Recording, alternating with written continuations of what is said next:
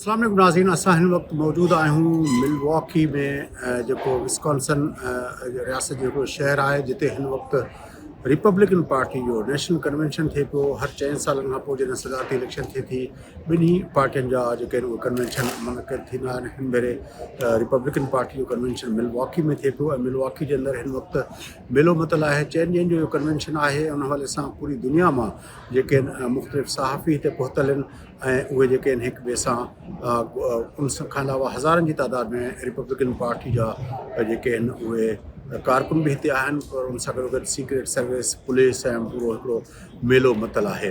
उन हवाले सां असां हिन वक़्तु अमेरिका ऐं दुनिया जी जेका सूरत हाल आहे उन हवाले सां ही अमेरिकन इलेक्शन्स उनखे कीअं इम्पैक्ट कंदा, उन हवाले सां असां सां गुफ़्तगू करण लाइ सुज़ैन लिंच साहिबा सां गॾु आहे। मारूफ़ सहाफ़ी आहिनि ऐं बर्सिल्स में हूंदियूं आहिनि ऐं हिन वक़्तु उहा पॉलिटिको सां लाॻापियल आहिनि ऐं उन हवाले सां उन सां गुफ़्तगू कंदासीं। Susan, thank you very much for your time. I would like to ask first question, how do you see the environment here during this national convention? Well, I think it's a very different convention than usually because we've had a dramatic couple of weeks in US politics. First of all, we had the debate about President Biden's fitness for office, but then that has kind of been shoved off the news agenda now following the attempted assassination of Donald Trump at a rally in Pennsylvania on Saturday. So because of that, this was always going to have a different atmosphere, a different vibe, and I think that's very much the case. I think there was a lot of expectation and hope by the Donald Trump supporters that are here that he would make an appearance on the first night of the convention. He did, and the atmosphere in the venue was pretty emotional. Donald Trump was a bit more subdued, I think, than he usually is. He appeared with a bandage on his ear, didn't speak, but waved and stood there as the crowd looked on last night at the convention. Do you see a change Donald Trump after this incident of shooting? As you say that he was calm and he was, do you see any change in his personality, in his behavior? I do see a change. I think this has been a very different kind of atmosphere here, particularly in comparison to many of his rallies, which I have attended, particularly during the last presidential campaign. Much more febrile atmosphere there. Definitely the mood is different here. However, I think the big question will be, will this last? Is this just a temporary new Donald Trump who is chastened, who's humbled a bit, who is probably quite shocked at what happened with his near-death experience? But whether this new mood and new atmosphere is sustainable, I think that's the big question. Do you see that the confidence of Republicans, which we have as watching here in Milwaukee, they think that they have won after, especially with this incident of shooting? How do you see this confidence level? Yes, I think the confidence is very, very high. I think that's one of the reasons for this shift in mood. I think they feel that this is within grasp now, and the polls seem to be supporting that. Trump is probably going to get a bit of a bump in the polls from what happened on Saturday, and probably since the nomination of his new vice president. But I think they are confident. I think that they feel that Biden is a weak candidate, and that suits them, of course. So I think you're feeling a sense of optimism in the air at this convention, and maybe that explains why they don't want to jinx it in a way. They want to just kind of keep a low profile, keep this steady, and they believe bring it home in November. Do you see that this confidence can be considered as an overconfidence, and when you are overconfident, you have negative results at the end of the day? Yes, I mean, it was a point made by the governor of Georgia, Brian Kemp, earlier in a conversation with Politico, where he warned Republicans of being too confident and saying it was going to be a dogfight, that this battle was by no means over. Now, he is in a state that has become extremely important for Democrats and Republicans, a swing state that was a very close run thing during the last election. So of course, that is why he's bringing that perspective to bear. But yeah, I think he's warning Republicans to handle this in a certain way. I mean, polls also are notoriously difficult to predict. There are a lot of variables, so we're not, nobody can be sure. But at this moment in time, if the election was to be held tomorrow, I think it is emerging now as a very, very possible win for Donald Trump.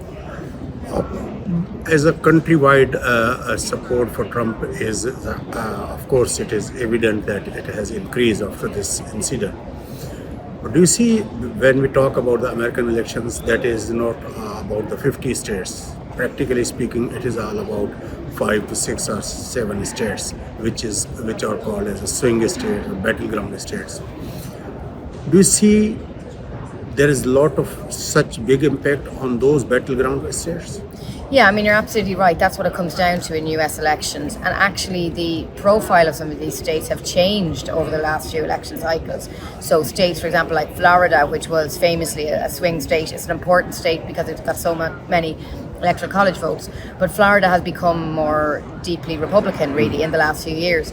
But yes, there's going to be a lot of focus on those states, and that's one of the reasons. Simultaneously, Ohio used to be a swing state, but it is no more a swing state. Exactly. So, the demographics change, people's political affiliations can shift too. But all eyes will be on these states. I think that's why it's significant that Donald Trump has picked J.D. Vance to be his running mate, because he hails from some of those swing states, those Rust Belt states. And the very fact that Trump and Vance are going to appear this weekend in Michigan together suggests that Donald Trump wants to harness this energy and potential he now sees with the Vance appointment to try and win over supporters in states like Michigan. What kind of policy difference do you see between Donald Trump and Joe Biden, or Republican and Democrats? I think one of the biggest changes would be in foreign policy. There's a different perspective. Trump is much more of a nationalist, much more of a protectionist, whereas Joe Biden's whole career, particularly when he was chair of the Foreign Relations Committee in his years in the Senate, he was very committed to the transatlantic alliance in particular. People in Europe, I think, are quite concerned about the impact of a Donald Trump presidency on that relationship, but also on support for Ukraine. Donald Trump has questioned current policy towards Ukraine, so we would expect a shift there. On other issues, I think there are more similarities, though. Israel, for example, both Donald Trump and Joe Biden are very pro-Israel. And also in China, President Biden has continued a lot of the policies introduced by Donald Trump on China, particularly when it comes to trade. So we may not see much of a difference if Donald Trump wins the White House in November. I'll request you to be with me because I have to take a break, and after break we'll be continuing this discussion. नाज़रीन, पंहिंजो अमेरिकी election जे हवाले सां असांजी गुफ़्तगू जो सिलसिलो जारी रहंदो। वठूं था हिकिड़ो वक़्फ़ो, वापसि अची प्रोग्राम जे सिलसिले खे अॻिते वधाईंदासीं।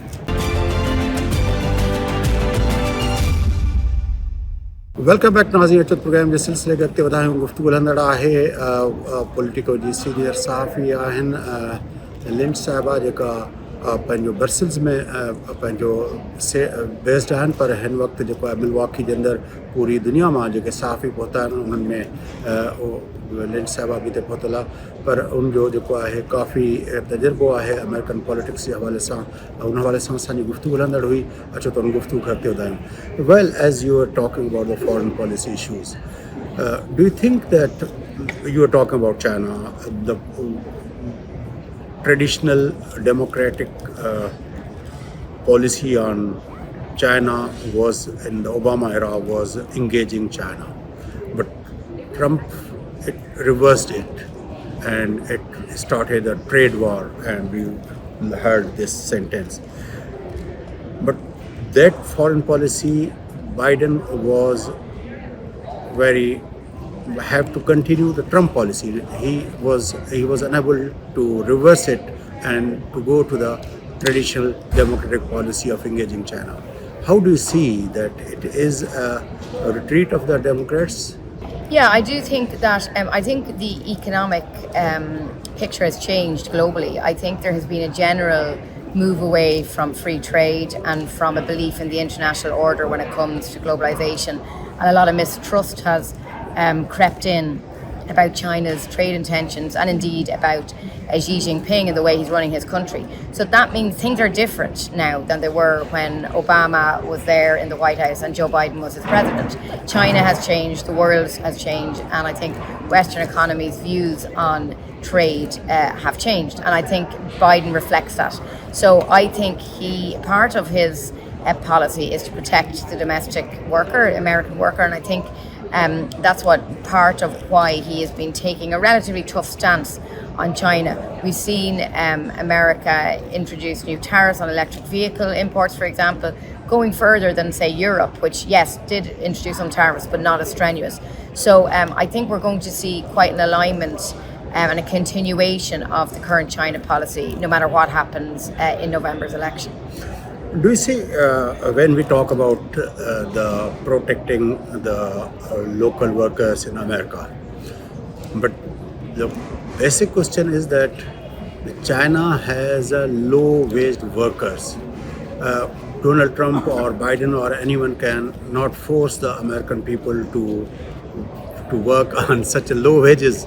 So as far as the capitalists, they need low wage workers. So of course they will be putting their money where they have such a cheap labor. So how they will manage this contradiction? Well, I think already Biden has introduced his very extensive Inflation Reduction Act, where he's brought in a lot of subsidies. He's ploughed American money into industry, essentially. He's been trying to get American industry to improve and to become a leader in evolving technologies and green-related technologies, where, yet again, China seems to be ahead on that. So I think he's going to do it by subsidies, by more protectionist measures. I mean, I don't think the American wages are going to lower, but I think there's other ways of doing that, of competing.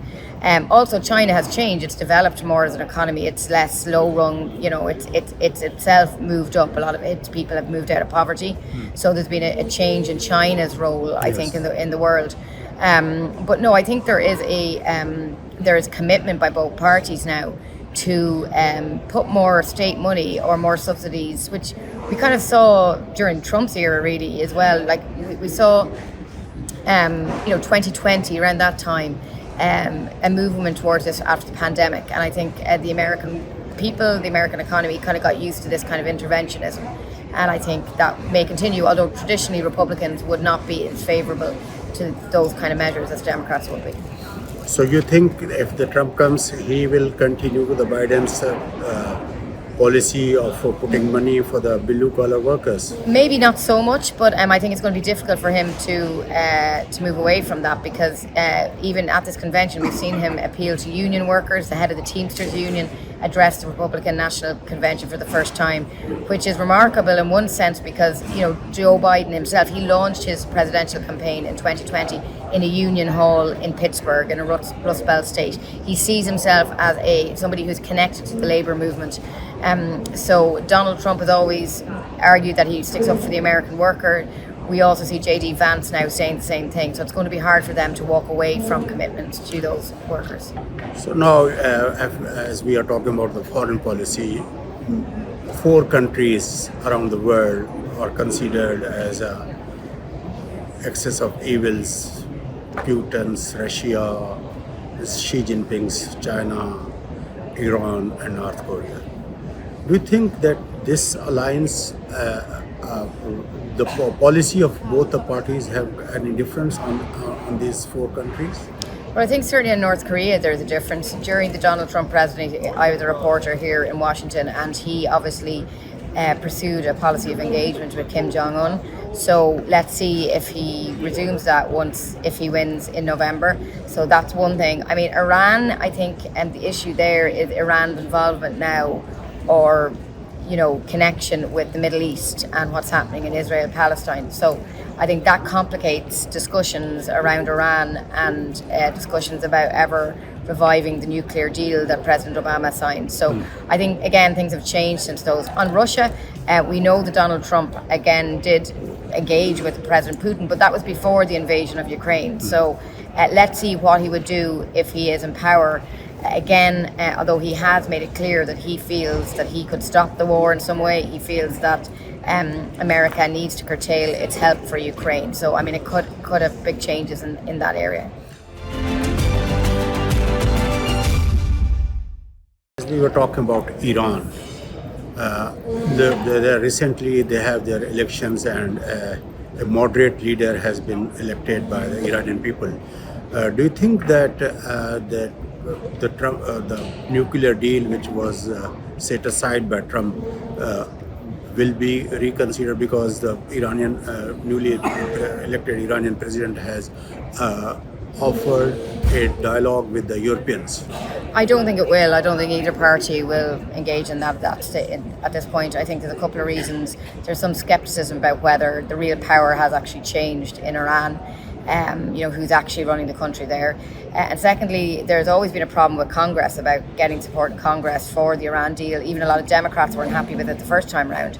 And then, as I say, the involvement now, the development in Israel has changed the picture there. So I can't see either party really seriously re-engaging in that effort. And frankly, I don't see it happening in Europe either, particularly at the moment as the situation in the Middle East remains the way it is.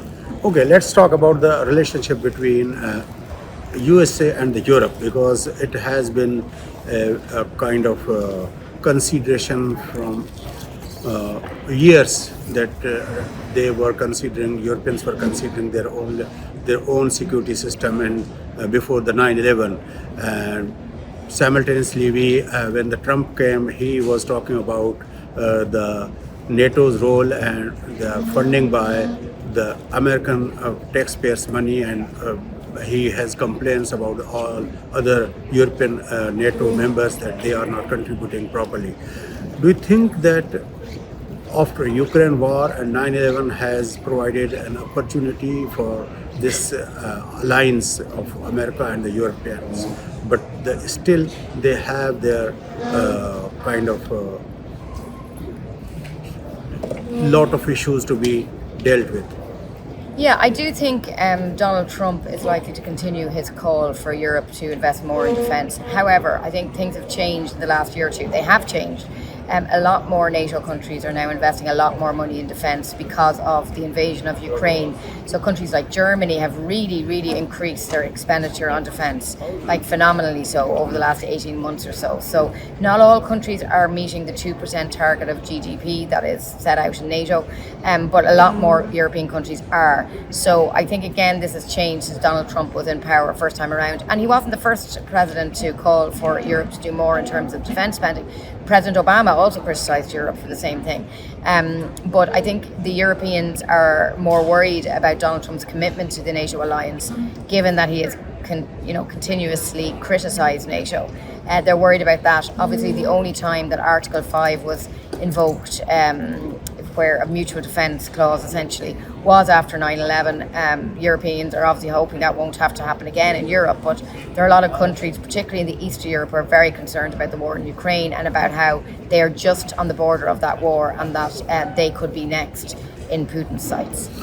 Do you think that as the Europeans go with America on Ukraine issue and about the Russia issue, the Europeans will go with same zeal and same strength on China and South China Sea issues? I think Ukraine is a bigger issue for Europe because it's on its continent. Yes. And, it's now promised the Ukrainians that they can begin negotiations to join the European Union, for example. And so they're much more invested in that. So I think China, no, I think yes, there's an increased engagement by NATO and by the European Union in what's happening in that part of the world near China. But a lot of the leaders have said they don't want to get involved. Would they get involved to the same extent as the United States might if there was conflict with Taiwan, for example? That's unclear. But some countries, like for example President Macron of France, has indicated before that he would not be prepared really to row in behind America if it was going to intervene there. So I think the Ukraine is going to remain the dominant concern for Europeans. What do you think that as Shanghai Cooperation and the BRICS, do you think that their increasing role is a threat to the Western powers? I think it is a new dynamic that they have to grapple with. We've seen countries like India, South Africa, Brazil take a more central role. Brazil is currently in the G20 presidency, and as a result is making its presence felt. So I think there is more of awareness now, and also of the Gulf countries like the UAE, Saudi Arabia, as their role, not just economically, but as kind of some kind of go-between in foreign policy and international relations. So yeah, I think there is an awareness of this change, even though I don't think Europe and the West feel particularly threatened, but I think they are aware of this change. When we talk about BRICS, we have listening that they are planning to have a currency issue, that they are launching a currency to de-dollarize the trade in the global market. Do you think this is a great threat to the American power? It potentially would be, presumably, if it happens, but I don't think people see it as imminent. I don't think there is a major concern that that is going to happen anytime soon. The American economy is still doing very well. It's been doing very well under Trump or under Biden. So even though that doesn't seem to be benefiting particularly in the election campaign, but no, I don't think it's a huge concern at the moment. I think they're more concerned about the economic impact of their relationship with China and how that affects trade. But at the moment, I don't think it's a huge concern.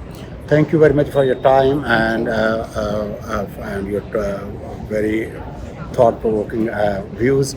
नाज़रीन गुफ्तगू तव्हां ॿुधी America जी चूंडूं ऐं दुनिया जो जेको मंज़रनामो आहे उन हवाले सां जेके मुख़्तलिफ़ जेके इशूज़ आहिनि ऐं उनमें ॿिन्ही एडमिनिस्ट्रेशन यानी बाइडन एडमिनिस्ट्रेशन या ट्रम्प एडमिनिस्ट्रेशन छा करे सघनि था, कहिड़नि मामलनि ते पॉलिसी जा इख़्तिलाफ़ पंहिंजो डिफरेंस आहे, कहिड़नि मामलनि ते साॻी पॉलिसी आहे ॿिन्ही पार्टियुनि जी, उन हवाले सां दुनिया जी हिकिड़ी मारूफ़ सहाफ़ी जा व्यूज़ तव्हां ते पहुचायोसीं. अॼोके प्रोग्राम जो वक़्तु पूरो थिए थो. पंहिंजे मेज़बान फयाज़ नाइच असांजे एनालिस्ट खे ॾींदा इजाज़त सदाईं.